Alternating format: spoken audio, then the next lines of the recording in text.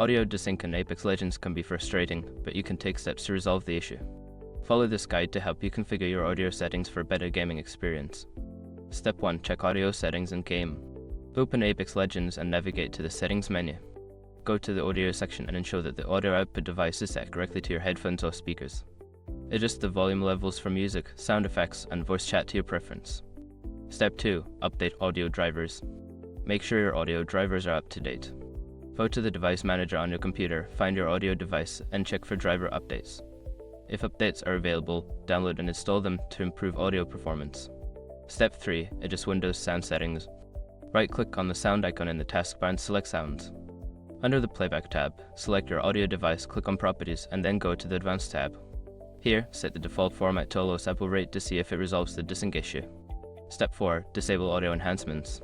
In the same Audio Properties window, go to the Enhancements tab and check the box that says Disable all enhancements.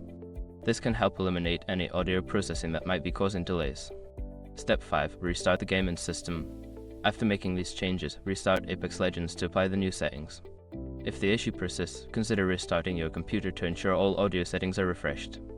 By following these steps, you should be able to resolve audio desync issues in Apex Legends. Enjoy your gaming experience.